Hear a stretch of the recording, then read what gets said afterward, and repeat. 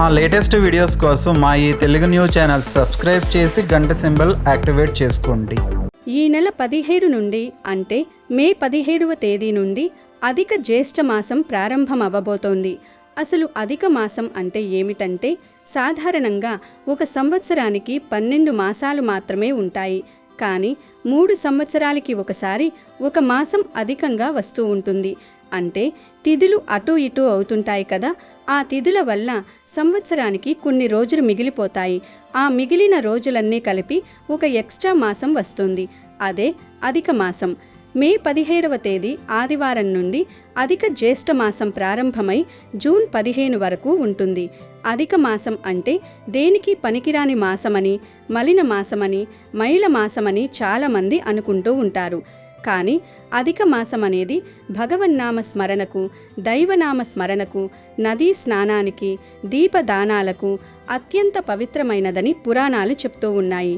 అయితే ఈ అధిక మాసంలో పొరపాటున కూడా కొన్ని తప్పు పనులు చేయకూడదు. చేస్తే 7 తరాల దరిద్రం చుట్టుకుంటుంది, మహాపాపం తగులుతుంది, కష్టాలు అనుభవిస్తారు, అప్పుల పాలైపోతారు అని శాస్త్ర పండితులు చెప్తూ ఉన్నారు. మరి అధిక మాసంలో ఏ పనులు చేయకూడదు, ఏ పనులు చేస్తే శుభాలు జరుగుతాయి అనే విషయాన్ని ఈరోజు మనం ఈ వీడియోలో చాలా వివరంగా తెలుసుకుందాం. అంతకన్నా ముందు అధిక మాసం ప్రాముఖ్యతను తెలిపే ఒక పవిత్ర కథను విందాం. ఈ కథను విన్నంతని సకల పాపాలు పోతాయి గనుక ఫ్రెండ్స్, ఈ వీడియోని ఎక్కడా స్కిప్ చేయకుండా చివరి వరకు చూడండి. అలాగే ఈ వీడియోకి ఒక లైక్ కొట్టి జై శ్రీమన్నారాయణ అని కామెంట్ చేసి మాకు సపోర్ట్ చేయండి. ఒకసారి సూత మహర్షి నేమిసారణ్యంలో ఋషులకు అధిక మాస మహత్యం గురించి ఇలా చెప్తూ ఉన్నారు. ఓ ఋషులారా, ఇప్పుడు నేను పురుషోత్తమ మాస గొప్పతనాన్ని తెలిపే కథ వివరించబోతూ ఉన్నాను, శ్రద్ధగా వినండి అని ఇలా చెప్పసాగారు. పూర్వం సుధేవుడు అనే ఒక బ్రాహ్మణుడు ఉండేవాడు. అతను ధార్మికమైన భక్తి ప్రవర్తులతో కూడిన జీవితం గడుపుతూ ఉండేవారు. అతని భార్య పేరు గౌతమి. ఆమె గౌతమ ఋషి కుమార్తె. వారు గృహస్థ ఆశ్రమ ధర్మాలన్నిటినీ కూడా చక్కగా నిర్వర్తించేవారు. కానీ వారికి పిల్లలు లేరు. ఒకసారి సుధేవుడు తన భార్య గౌతమితో ఇలా చెప్పాడు. ఓ గౌతమి, పుత్రులు లేని ఈ మానవ జీవితం వ్యర్థం కాబట్టి నేను వెనువెంటనే మరణించాలనుకుంటున్నాను అన్నాడు. అప్పుడు గౌతమి సుధేవునితో, ఓ స్వామి, దయచేసి ఆ విధంగా మాట్లాడకండి. వీరు వైష్ణవులు కావున ఇలాంటి పరిస్థితులలో స్థిర చిత్తంతో ఉండాలి. మీకు పుత్రుడు కావాలనుకుంటే జగన్నాథుణ్ణి ప్రార్థించి పుత్రుణ్ణి వరంగా అడగండి అంది. ఆ మాటలు విన్న సుధేవుడు తామ్రపర్ణి నది ఒడ్డున 4000 సంవత్సరాలు తపస్సు చేశాడు. శ్రీహరి ఆ తపస్సుకు మెచ్చి గరుడ వాహనంపై ప్రత్యక్షమయ్యాడు. చతుర్భుజ రూపుడైన హరిని చూసి సుధేవుడు ఎంతో సంతోషంతో సాష్టాంగ ప్రణామం చేశాడు, ప్రార్థనలు చేశాడు. ఎంతో సంతోషించిన శ్రీహరి, ఓ సుదేవ, నీ తపస్సు నన్ను ఎంతో సంతోషపరిచింది. నీకు ఏం వరం కావాలో కోరుకో అన్నాడు. అప్పుడు సుధేవుడు, ఓ స్వామి, మీరు నాకు ఒక పుత్రుణ్ణి ప్రసాదించండి చాలు అన్నాడు. అనికి శ్రీహరి, ఓ సుదేవా, నీ ప్రారబ్ధ కర్మ ప్రకారం తదుపరి 7 జన్మల వరకు కూడా నీకు పుత్ర సంతానం లేదు. కాబట్టి మరేదైనా వరం కోరుకో అని సుధేవుడికి చెప్పాడు. ఆ మాటలు విని సుధేవుడు కళ్ళు తిరిగి పడిపోయాడు. ఇదంతా చూసి అక్కడే ఉన్న గరుని మనస్సు కరిగిపోయింది. అప్పుడు గరుడు కూడా సుధేవుడికి పుత్ర సంతానం కలిగేలాగా చూడమని విష్ణువును ప్రార్థించాడు. అది విన్న శ్రీ మహావిష్ణువు వారికి పుత్రుణ్ణి ప్రసాదించే శక్తిని గరుడికి ప్రసాదించాడు. అప్పుడు గరుడు స్పృహ కోల్పోయిన సుధేవుడికి సపర్యలు చేశాడు. సుధేవుడు లేచిన తర్వాత గరుడు సుధేవుడితో ఈ విధంగా చెప్పాడు. ఓ అదృష్టవంతుడా, నా ప్రభువు ఆజ్ఞ ప్రకారం నేను నీకు ఒక వరాన్ని ప్రసాదిస్తున్నాను. నీకు త్వరలో ఒక పుత్రుడి జన్మిస్తాడు. అతడు నా అంత జ్ఞానవంతుడు అవుతాడు అని ఆశీర్వదించి తరువాత శ్రీహరి గరుడు తిరిగి వైకుంఠం వెళ్ళిపోయారు. అంతకాలం తర్వాత గౌతమి ఒక పుత్రుడికి జన్మనిచ్చింది. అతని పేరు సుఖదేవుడు.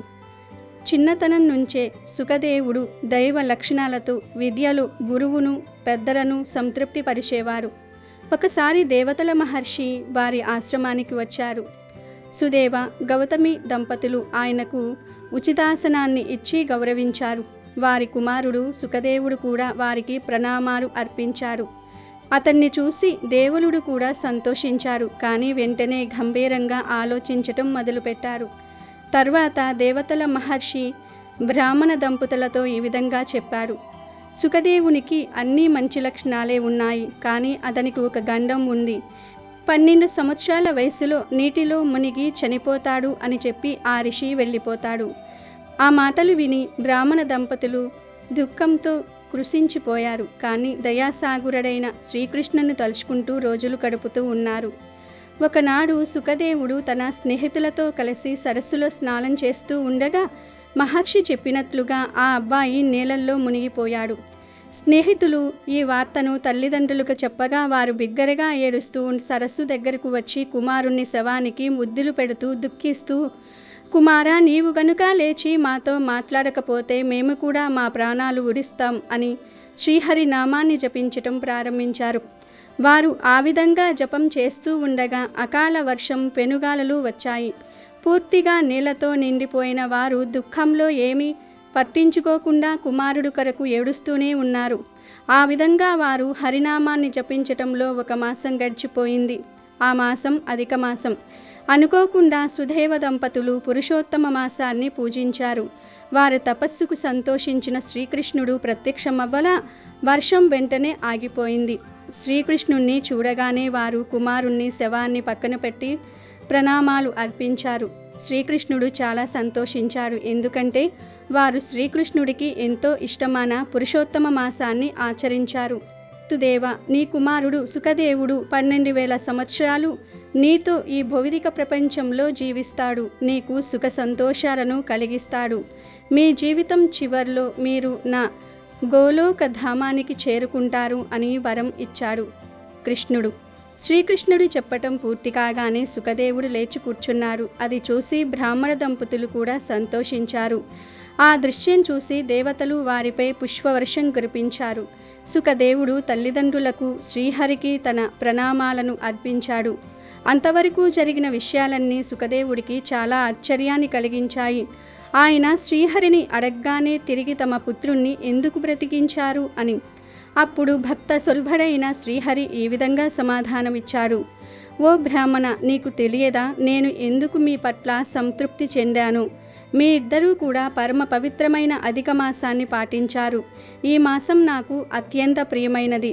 మీరు దుఃఖంతో ఏడుస్తూ నా నామ జపం చేసినప్పుడు అధిక మాసం జరుగుతున్నది. మీరు ఆ మాసం మొత్తాన్ని పాటించారు. అది నాకు చాలా సంతోషం కలిగించింది. ఒకసారి బ్రహ్మ వేదాలలో తెలిపిన అన్ని దానాలలో తపస్సు గొప్పదా లేక పురుషోత్తమ మాసం గొప్పదా అని లెక్కించారు. కానీ అన్ని వైదిక కర్మల కంటే పురుషోత్తమ మాసం గొప్పదని తెలుసుకున్నారు. ఏ వ్యక్తి అయితే ఈ పురుషోత్తమ మాసాన్ని పాటిస్తారో అతడే ముల్లోకాలలో పరమ అదృష్టవంతుడు.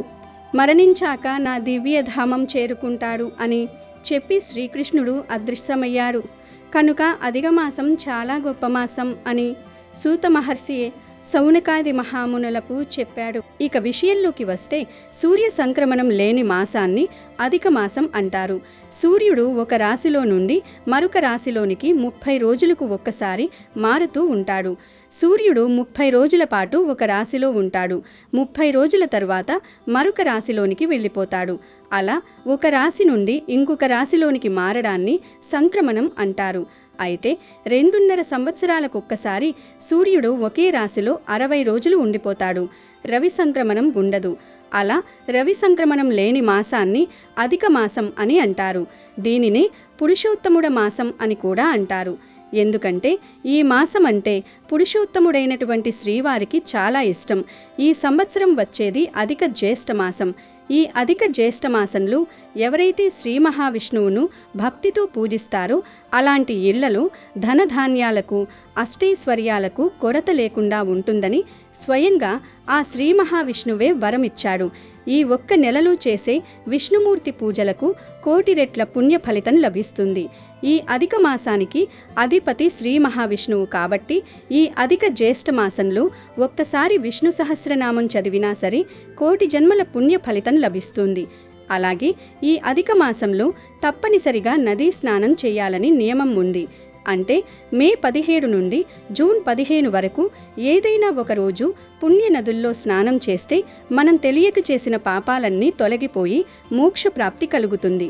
అలాగే ఈ అధిక జ్యేష్ఠ మాసంలో తప్పనిసరిగా ఒక బ్రాహ్మణుడికి స్వయం పాకం దానం చేయండి. దీనివల్ల మీ కుటుంబ కష్టాలన్నీ వెంటనే తీరిపోతాయి. అధిక మాసంలో సత్యనారాయణ స్వామి వ్రతం, లక్ష్మీ వైభవ వ్రతం ఇలా వ్రతాలు చేసుకోవచ్చు. యజ్ఞ యాగాది క్రతువులు చేసుకోవచ్చు. లక్ష్మీ గణపతి హోమం, సుదర్శన హోమం, రుద్ర హోమం, నవగ్రహ జపాలు, శాంతి పూజలు ఇవన్నీ కూడా చేసుకోవచ్చు. ఇక ఎంతో పవిత్రమైన ఈ అధిక మాసంలో శుభకార్యాలేమీ చెయ్యకూడదు. వివాహం వంటి అతి ముఖ్యమైన కార్యక్రమాలు ఈ సమయంలో అస్సలు చెయ్యకూడదు. అధిక మాసంలో పెళ్లి చేసుకుంటే దంపతుల మధ్య అన్యోన్యత లోపిస్తుంది, కుటుంబంలో సమస్యలు వస్తాయి. గనుక అధిక మాసంలో పెళ్లిళ్ళు చెయ్యకూడదు. అలాగే ఉపనయనం కూడా ఈ మాసంలో చెయ్యకూడదు. పిల్లలకు అక్షరాభ్యాసం చెయ్యడం, సాధారణంగా పిల్లల పుట్టుక తర్వాత చేసే నామకరణం అంటే పేరు పెట్టడం కూడా ఈ మాసంలో చేయటం మంచిది కాదు. ఆడపిల్లలకి చెవులు కుట్టించడం, కర్ణవేద, పుట్టు వెంట్రుకలు తీయించడం, చౌలం వంటి షోడశ సంస్కారాలకు సంబంధించిన పనులను ఈ నెలలో నిలిపివేయాలి. పొరపాటును కూడా చేయకూడదు. ఆడవారు మెట్టలు పెట్టుకోవటం, మంగళసూత్రం గుచ్చుకోవటం వంటి క్రతువులు కూడా అధిక మాసంలో చేయకూడదు. గర్భిణీ స్త్రీలకి శ్రీమంతం వంటివి కూడా ఈ నెలలో చేయకూడదు. అధిక మాసంలో వాహనాలు కొనవచ్చు, డబ్బులు మార్చుకోవచ్చు అంటే డబ్బులు ఇచ్చిపుచ్చుకోవచ్చు. గృహ నిర్మాణానికి సంబంధించిన పనులు కూడా ఈ సమయంలో ప్రారంభించకూడదు. అంటే కొత్తగా ఇల్లు కట్టుకోవడానికి శంకుస్థాపన చేయడం, ఇంటి పైకప్పు వేయడం, స్లాబ్, కిటికీలు లేదా తలుపులు పెట్టడం వంటివి అధిక మాసంలో చేయకూడదు. అలాగే పూర్తయిన ఇంటిలోకి కొత్తగా ప్రవేశించడం అంటే గృహప్రవేశం చేయడం ఈ మాసంలో మహాదోషంగా పరిగణించబడుతుంది. అద్దె ఇంట్లోకి కూడా అధిక మాసంలో మారకూడదు, మంచిది కాదు. కేవలం నివాస గృహాలే కాకుండా కొత్తగా వ్యాపార సంస్థలు ప్రారంభించడం, దుకాణాలు తెరవడం, ఫ్యాక్టరీలు మొదలుపెట్టడం వంటి పనులు కూడా ఈ మాసంలో చేయకూడదు. కొత్తగా బావులు తవ్వించడం, చెరువులు నిర్మించడం వంటి పనులను కూడా ఈ మాసంలో శాస్త్రం నిషేధించింది. ఈ మాసంలో విలువైన ఆభరణాలు లేదా బంగారం కొనుగోలు చేయడం వంటి విలాసవంతమైన పనులకు కూడా దూరంగా ఉండాలి. ఒకవేళ అత్యవసరమైతే తప్ప సాధారణ పరిస్థితుల్లో వీటిని వాయిదా వేసుకోవడమే శ్రేయస్కరం. కొత్తగా తీర్థయాత్రలకు వెళ్లడం అంటే కేవలం విహారయాత్రల కోసం పుణ్యక్షేత్రాలను సందర్శించడం ఈ సమయంలో అంతగా ఫలించదని చెప్తారు. ఈ మాసం పూజలకు, దేవతా ఆరాధనకు చాలా విశేషమైన మాసం. ఈ మాసంలో పూజలు చేసేటప్పుడు గుడికి వెళ్ళినప్పుడు ఆడవారు జాగ్రత్తగా ఉండాలి. మైలులో ఉన్న స్త్రీలు పూజా కార్యక్రమాలలో పాల్గొనకూడదు. ఆహార నియమాల విషయానికొస్తే అధిక మాసంలో సాత్విక ఆహారం తీసుకోవడం ఉత్తమం. మునక్కాయలు, వెలగపండు, పెసరపప్పు వంటి నిర్దిష్టమైన ఆహార పదార్థాలను ఈ నెలలో తినకూడదు, మహాపాపం తగులుతుంది. అధిక మాసంలో విగ్రహ ప్రతిష్టలు చేయడం, ఆలయ నిర్మాణ పనులు ప్రారంభించడం కూడా నిషిద్ధం. ఒకవేళ ఎవరైనా మరణిస్తే చేసే అంత్యక్రియలు లేదా ప్రతి నెలా చేసే మాసికాలు వంటి పితృకార్యాలు తప్పనిసరిగా చేయాలి. కానీ వాటిలో కూడా ఆడంబరాలకు తావుండకూడదు. సంక్రాంతి లేని ఈ నెలలో సూర్యుడు బలహీనంగా ఉంటాడని భావిస్తారు. కాబట్టి ఏ శుభకార్యానికైనా దైవిక బలం తక్కువగా ఉంటుంది. అందుకే ఈ 30 రోజుల పాటు లౌకిక సుఖాల పట్ల ఆసక్తి తగ్గించుకుని కేవలం పురుషోత్తముడైన శ్రీమన్నారాయణుని ధ్యానంలో గడపడం ఉత్తమం. ఈ నియమాలన్నింటినీ పాటించడం వల్ల రాబోయే కాలంలో శుభ ఫలితాలు కలుగుతాయని, అధిక మాసంలో చేసే పొరపాట్ల వల్ల కలిగే దోషాల నుండి తప్పించుకోవచ్చని శాస్త్రాలు చెప్తున్నాయి. కాబట్టి ఎటువంటి చిన్న శుభకార్యాన్నైనా సరే ఈ నెల ముగిసి సూర్యుడు తదుపరి రాశిలోకి ప్రవేశించే వరకు వేచి చూడటం సర్వదా శ్రేయస్కరం. లేదా ఈ అధిక మాసం రాకముందే చిన్న చిన్న శుభకార్యాలేవైనా ఉంటే చేసేసుకోవడం మంచిది. కాదని అధిక మాసంలో ఈ పనులు చేస్తే మాత్రం లేనిపోని కష్టాలొస్తాయి, దరిద్రం పడుతుంది. జాగ్రత్త. వీడియో నచ్చితే లైక్ చేయండి, షేర్ చేయండి, బట్ సబ్స్క్రైబ్ చేసుకోవడం మర్చిపోవద్దు.